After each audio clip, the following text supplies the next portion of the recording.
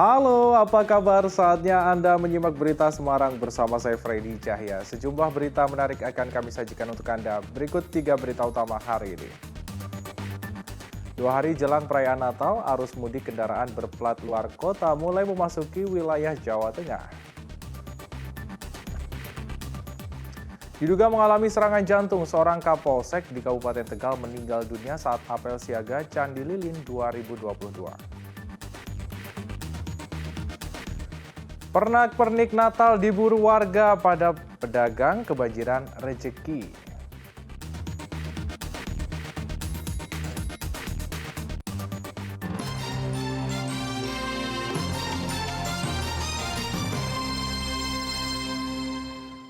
Kita ke informasi utama, arus mudik Natal dan Tahun Baru mulai terlihat di Kota Semarang. Sejumlah kendaraan dari luar Jawa Tengah terpantau memasuki Kota Semarang melalui gerbang tol Kali Kangkung. Puncak arus mudik Nataru diprediksi terjadi sehari sebelum perayaan Natal. Menjelang Natal dan Tahun Baru, arus kendaraan berplat luar kota mulai memasuki Jawa Tengah. Berdasarkan pantauan di gerbang tol Kali Kangkung Semarang, arus kendaraan masih lancar. Para pemudik memilih pulang lebih awal untuk menghindari kepadatan arus mudik Nataru tahun 2022. 5,5 jam. 5 jam dari Jakarta? Ya, berhenti 4 kali. Tujuan kemana? Tujuan Solo. Siap. Nggak ada kemacetan ya Om? Rame lancar. Direktorat Lalu Lintas Polda Jawa Tengah menyiapkan berbagai skenario menghadapi puncak arus mudik Nataru yang diprediksi terjadi sehari menjelang perayaan Natal. Di tanggal 24 sampai saat ini masih cukup terkendali. Moga-moga nanti di tanggal 24 dari gate Kali Kangkung sudah siap. Manakala nanti arusnya banyak, nanti akan dibuka gerbang Satria juga. Jadi sementara persiapan Polda dengan jajaran jasa marga sudah optimal, baik survei, baik gate tol, termasuk rest area. Selama Natal dan Tahun Baru, Polda Jawa Tengah menyiapkan 252 pos pengamanan dan pelayanan di berbagai wilayah, termasuk di kawasan terminal dan stasiun kereta api. Agus Hermanto melaporkan dari Kota Semarang. Demak Seksi 2 mulai Kamis pagi resmi dibuka secara fungsional untuk Natal dan Tahun Baru. Namun demikian pihak PT PP Semarang Demak masih menunggu surat keputusan Menteri terkait sertifikasi layak operasi jalan tol.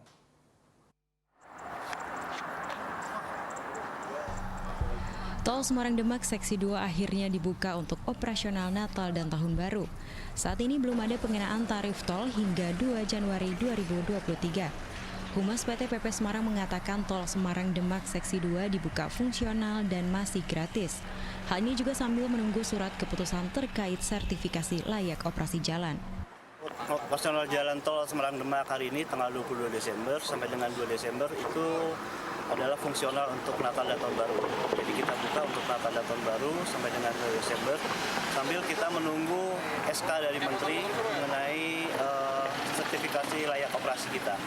Jadi apabila itu sudah bisa keluar sebelum tanggal 2 Januari, maka nanti akan dilanjutkan dengan fungsional tol ini sendiri selama 2 minggu sambil menunggu penetapan tarif. Dibukanya jalan tol Semarang-Demak disambut positif pengguna jalan tol. Hadirnya jalan tol Semarang-Demak mampu memangkas waktu tempuh perjalanan.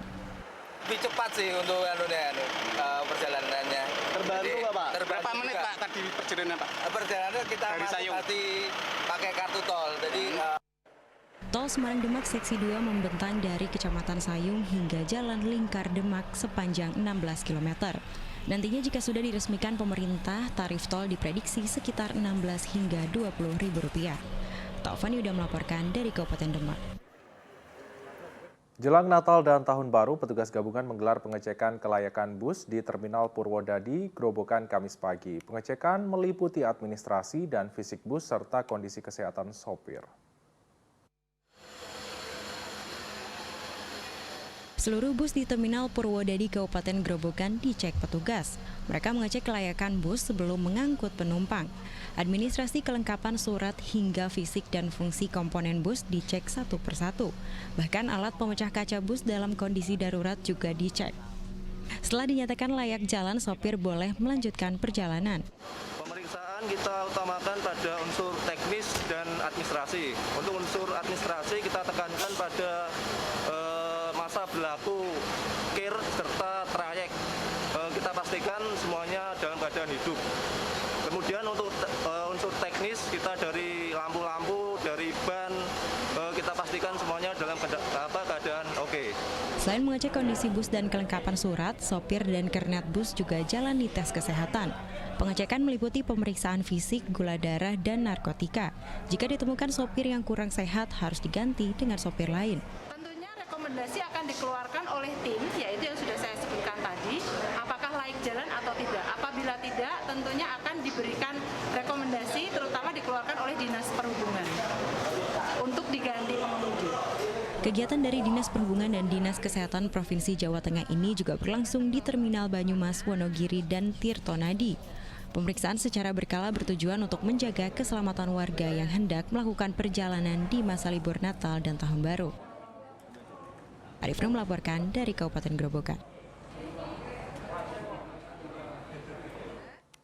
Menjelang perayaan Natal, polisi mengecek keamanan gereja dan rumah ibadah di Meranggen, Kabupaten Demak. Selain pengecekan di dalam gedung, lingkungan sekitar rumah ibadah juga dijaga.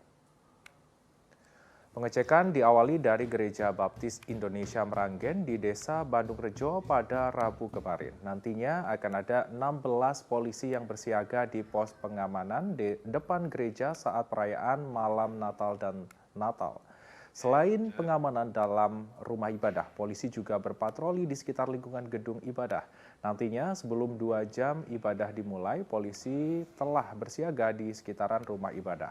Pengamanan dan patroli akan terus ditingkatkan hingga 2 Januari 2023. Kebetulan di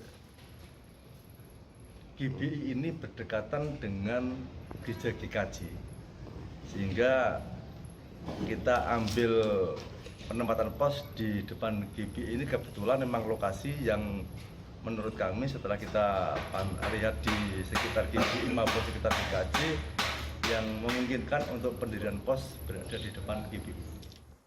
Apel gelar pasukan operasi Lilin Candi di Kabupaten Tegal berakhir duka Kamis pagi. Seorang Kapolsek tiba-tiba terjatuh dari tempat duduknya. Korban sempat dilarikan ke rumah sakit namun nyawanya tidak selamat. Dan tahun baru 2022. Apel gelar pasukan Operasi Lilin Candi 2022 berubah panik Kamis pagi.